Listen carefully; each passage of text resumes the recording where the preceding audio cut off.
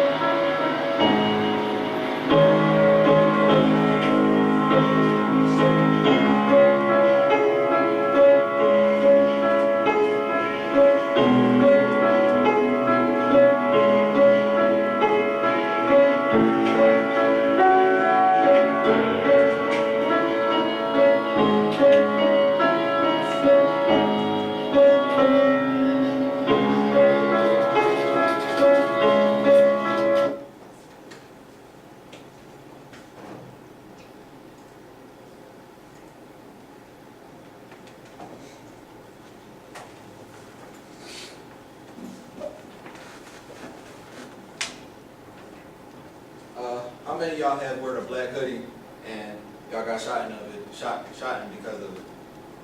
When you think of Trayvon Martin, probably some of y'all think it was a black teenager who just got murdered again. And to my eyes, it's like seeing another black person just dying just for no reason, some way, somehow. It's like I lost people the same way, never coming back. Like how you would feel if somebody was going to the store and never came back, and that was one of your loved ones. Number of people allowed to have handguns. Number of people murdered because of handguns. Well, today I'm gonna tell y'all what happened with Trayvon. Trayvon was innocent, whatever, anybody's thing, whatever everybody thought about. But he was just walking to the store from his father's fiance's gated community house, and he was walking, and he was just walking by himself, and he noticed, actually, a man named Zimmerman noticed him, George Zimmerman noticed him, and he said he looked like a burglar. And he walked up to him and said to him, he actually called the police to Badger, and they called and he spoke to him, and they said, did you find the suspect? And he said yes, and they told him he didn't have to do that, but he decided to do that anyway. But all that information I got, mostly all that, I got it from ABC News, CNN, a lot of different, I just studied a lot of different parts about the case and everything. The solution about the handguns is like, I'm not saying ban handguns, but like, as also like making it a little bit stricter about handguns, because like a lot of people back home, where I'm from in Philadelphia, anybody from Chicago, from anywhere, anybody can get near a gun. And it's like, a lot of people, like, some people don't need guns, that's what I'm saying. Like, it's wrong, some people don't need guns at all. Maybe from here in this situation, your perspective might change, but I understand how like the Martin family felt, because I lost multiple friends I grew up with back home in Philly off of murder, any type of way. My cousin, he died this summer. Actually, my best friend, one of my teammates I grew up with, he died first, and then my cousin, and then back in '05, my cousin and my uncle got murdered together.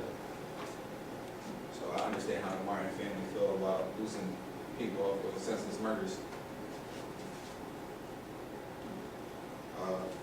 I understand how Trayvon, some people might think he wasn't innocent.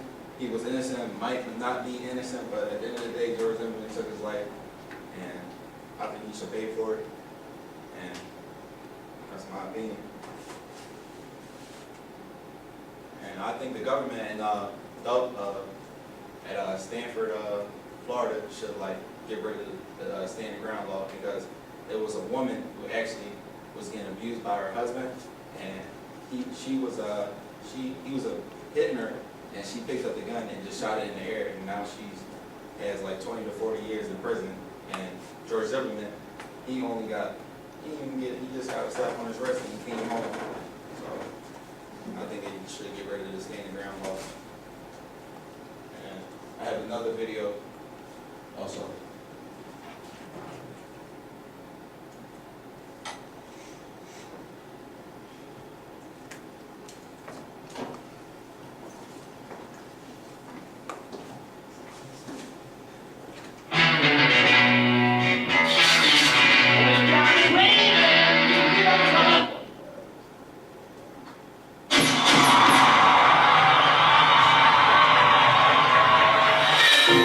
Look how far we came. Look how far we came.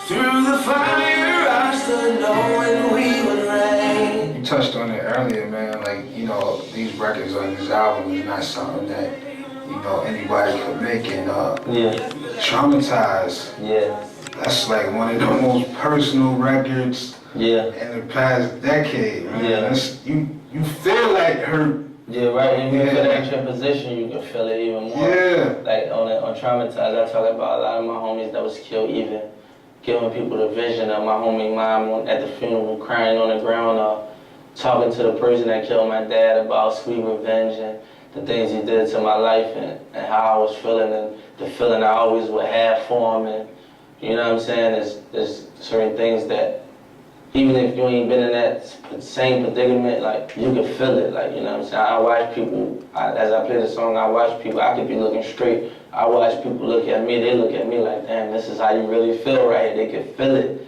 and they can feel this is my real emotions, and this was going on in my life. There's a lot of young kids out there that lost their father to the streets, and they had that exact same feeling, and there's nothing that can change their mind. They've been hurt forever, and there's nothing that you can tell them or preach to them or say that could possibly change their mind, because there was nothing nobody could tell me. It was always a feeling I would have towards the person that killed my father or killed one of my homies or things like that, you know what I'm saying? And this is one point I'm talking about. I said, and I ain't ready, niggas want to murder.